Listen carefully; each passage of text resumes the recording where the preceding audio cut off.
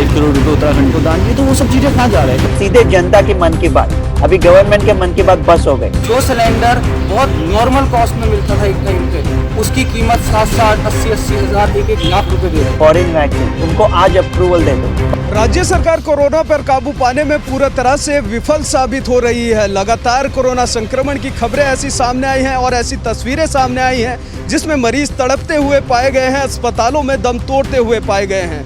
बात यदि उत्तराखंड प्रदेश की जाए तो लगातार मरने वालों का आंकड़ा यहाँ भी बढ़ता चला जा रहा है। पिछले 24 घंटों की बात की जाए तो तकरीबन प्रतिदिन की यदि मैं बात करूं तो 100 के पार यह आंकड़ा जा रहा है। पिछले 24 घंटों में तो इस आंकड़े ने हद ही कर दी और 150 से ज़्यादा कोरोना संक्रमितों की मरीजों की मौत हुई। अब सूबे के मुखिया क्या करते हैं, कितने अस्पतालों का निरीक्षण करते हैं, वैक्सीनेशन सेंटर का निरीक्षण करते हैं, कोविड केयर अस्पतालों का निरीक्षण करते हैं, क्या राहत भी उसी प्रकार से प्रदेश की जनता को मिल रही है? ये एक बड़ा सवाल है। लेकिन फिलहाल तो ये सरकार, भारतीय जनता पार्टी और सूबे के मुखिया तीरथ सिंह रावत पूरी तरह से विपक्ष की गिरफ्त में है, विपक्ष के निशाने पर है। यदि बात कर ली जाए कांग्रेस की तो कांग्रेस इस वक्त जमकर बरस रही है, सरकार का फेलियर साबित कर रही है और खुद इस वक्त सड़कों पर कांग्रेस के कार्यकर्ता एम्बुलेंस लेके उतरे हुए हैं, मरीजों को राहत पहुंचाने का काम कर रहे हैं। वहीं यदि प्रशासन की बात कर ली जाए, उत्तराखंड शासन की बात की जाए तो वो कितना मुस्तैद है, तो वह यहाँ पर कहीं ना कहीं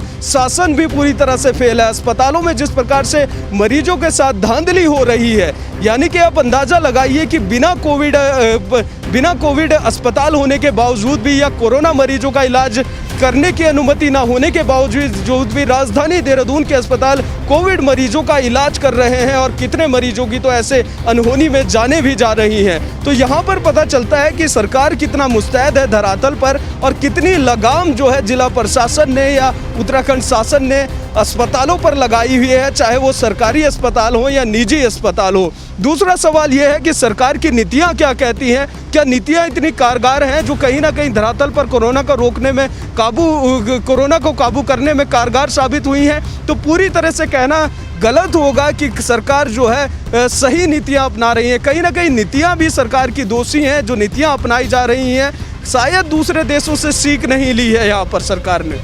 हमारे देश की सरकार हो या उत्तराखंड की सरकार हो, जो डॉक्टर्स विदेशों के हैं वो बार बार टीवी चैनलों के माध्यम से सरकार को संदेश दे रहे हैं कि आप ये उपाय अपनाएं, तब जाकर के आप कोरोना को काबू पा पाएंगे। लेकिन क्या सरकार उन नीतियों पर काम कर रही है, उन उपायों पर काम कर रही है? लेकिन नहीं, अभी तक किसी की नहीं सुनी गई है इस दौरान। तो कहीं ना कहीं एक विदेशी डॉक्टर गोडसे हैं जिन्होंने बताया है कि किस प्रकार से कोरोना पर काबू पाया गया था अमेरिका में, किस प्रकार से अमेरिका की सरकार ने जंग लड़ी है कोरोना से, किस प्रकार से वैक्सीनेशन किया है और किस प्रकार से ट्रैवल हिस्ट्री को कैच किया है, किस प्रकार से कोरोना से जीत पाई है। तो कुछ ऐसे ही आइडिया अपनाने चाहिए भारत सरकार को, उत्तराखंड सरकार को। जरा सुनिए क्या कुछ कहना है इन तमाम लोगों का। सबसे पहले सुनिए विपक्षी दलों का क्या कहना है और उसके बाद सुनिए डॉक्टर गोडसे की ये कारगर उपाय। सरकार से ये सवाल पूछना चाहूँगा कि हॉस्पिटल्स के इतने ज़्यादा बिल क्यों आ रहे हैं प्राइवेट हॉस्पिटल्स में? जब आप बोल रहे हो कि हम पूरा टेक केयर कर रहे हैं हॉस्पिटल्स को, हम सारी चीज़ें देख रहे हैं, हॉस्पिटल की व्यवस्था हम देख रहे हैं, तो कहीं ना कहीं आप सरकारी हॉस्पिटल की देख रहे हैं, लेकिन आप प्राइवेट हॉस्पिटल में भी तो नज़र मारिए। पेशेंट को इतना बड़ा बड़ा बिल पहुँचाया जा रहा है। हम इसमें ग्राउंड जीरो में वर्क कर रहे हैं, हमने देखा कि पेशेंट का 65,000 का बिल 3 दिन में बना। कोरोना पेशेंट है वो सर, 3 दिन में बिल बना। उसके बाद भी हॉस्पिटल ने जब एडमिट किया तो पॉजिटिव रिपोर्ट के साथ एडमिट किया और जब उनको रिलीज़ किया तो नेगेटिव रिपोर्ट दी नहीं, उनको छोड़ दिया। कहीं ना कहीं ऑक्सीजन की कमी क्यों हो रही है? विदेशों से हमारे पास इतनी सारी ऑक्सीजन आ रही है, सब चीज़ें आ रही है, तो ऑक्सीजन की कमी क्यों हो रही है? कहीं ना कहीं इसमें धांधली चल रही है, कहीं ना कहीं दवाइयों में चल रही है सर, कहीं ना कहीं हर चीज़ों में ये सब चीज़ें चल रही है। कहीं ना कहीं हमें कुछ ना कुछ तो हमसे छुपाया जा रहा है। प्राइवेट हॉस्पिटल इतना ज़्यादा बिल बना रहे हैं, हम अपने कोरोना पेशेंट से बात तक नहीं कर पा रहे। अचानक हमें खबर मिल रही है कि डेथ हो गई है उसकी। तो सर हम ये जानना चाहते हैं कि हमें क्यों नहीं बताया जा रहा, हमसे सच क्यों छुपाया जा रहा है? हम सरकार से पूछना चाहते हैं। अगर हम आम जनता है तो हमारे आगे सब चीज़ क्लियर होनी चाहिए, हमें सब चीज़ पता होना चाहिए कि क्या हो रहा है। हमारा पेशेंट है, उसके साथ में क्या हो रहा है, हमें जैसे ये खबर आ रही डेथ हो रही, एटलीस्ट उसको मोबाइल प्रोवाइड होनी चाहिए। एंड सर सेकेंड सवाल मेरा ये है कि विधायक निधि से पैसा जाता है, इतना सारे विधायक हैं, सब विधायक निधि से अपने फंड दे रहे हैं। आप अनिल अंबानी के मुकेश अंबानी जी के बेटे ने इतना 5 करोड़ रुपए उत्तराखंड को दान किए, तो वो सब चीज़ें कहाँ जा रहे हैं? कहीं सेलिब्रिटीज़ भी दान कर रहे हैं, सारी चीज़ें मैक्सिमम कई जो टेम्पल्स हैं, मंदिर है, मस्जिद है, हर जगह से कहीं ना कहीं चंदा जा रहा है सरकार को, तो वो जा कहाँ रहा है? हमें भी ये सब चीज़ों की जानकारी होनी चाहिए।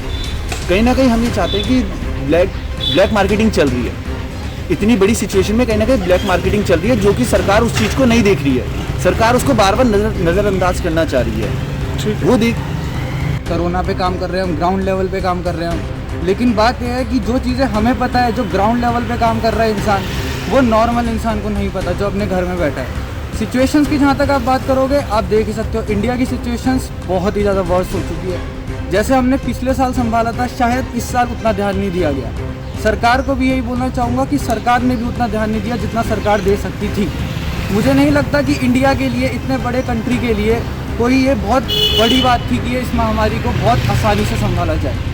जो चीज़ें बहुत आसानी से हो सकती थी, उन चीज़ों को बहुत बढ़ावा दिया गया, हमसे चीज़ें छुपाई गई। आप देखिए ऑक्सीजन सिलेंडर की ब्लैक मार्केटिंग इस टाइम उच्च स्तर पर है। जो सिलेंडर बहुत नॉर्मल कॉस्ट में मिलता था एक टाइम पे, उसकी कीमत 60-60, 80-80 हज़ार, 1-1 लाख रुपए दे रहे थे। लेकिन देने वाले भी इंसान फिर वो हैं जो रिच क्लास में आते हैं। मिडिल क्लास का क्या, ग्राउंड क्लास का क्या? क्लासेस बहुत ज़्यादा, जो नीचे दर पे लोग हैं वो बहुत ज़्यादा परेशान हैं। आप देखिए हम ग्राउंड लेवल पे काम करते हैं, हॉस्पिटैलिटी में काम करते हैं। हॉस्पिटल में जो स्टाफ है, जो सब है, लगे पड़े हैं, लेकिन क्या फ़ायदा जब ऊपर से ही उनको वो ऑर्डर नहीं दिए जा रहे। एक बेड एक इंसान लेना चाहता है तो उसको पहले उसकी सोर्स लगानी पड़ती है। आप देखिए इस महामारी में मुझे नहीं लगता कि कोई सोर्स काम आनी चाहिए थी, जबकि इंडिया को पूरा मिलकर काम करना चाहिए। जब हम जैसे छात्र 24-24, 25-25 साल की उम्र के अपना घर बार छोड़कर सब काम कर रहे हैं, तो मुझे लगता है कि सरकार के लिए बहुत आसानी से हो सकती थी, लेकिन सरकार का ध्यान बिल्कुल नहीं था इस चीज़ में। बेसिक चीज़ मेरी ये कहना चाहूँगा मैं कि जितने भी लोग काम कर रहे हैं, जितने भी संगठन, जितने भी लोग, जितने भी एनजीओज काम कर रहे हैं, आप बहुत सही काम कर रहे हैं। आप लोग हो तो शायद ये देश है, तो मुझे लगता नहीं इस महामारी के चलते हुए और कोई इस देश को संभाल सकता है। धन्यवाद। 5 चीजें जो गवर्नमेंट आज कर सकता है। पहली चीज है daily news conference, highest TRP show, सीधे जनता की मन की बात। अभी गवर्नमेंट के मन की बात बस हो गई, 1 hour TRP show. I can expand on that more. दूसरी चीज है प्राइवेटाइज वैक्सीन एक्सेस। हमारे हाथ से नहीं हो रहा है अभी। प्राइवेट सेक्टर इज बेस्ट पूंजीवादी देशों में। अभी आपको लिखना पढ़ना नहीं आता, नौकरी नहीं है और पापा से कह रहे हैं मेरी शादी कर दो, प्राइवेट में छोड़ दो, आपसे नहीं हो रहा। तीसरी चीज़ है सब जो वैक्सीन है, फॉरेन वैक्सीन, उनको आज अप्रूवल दे दो, बाबूगिरी बंद, सब बंद कर दो।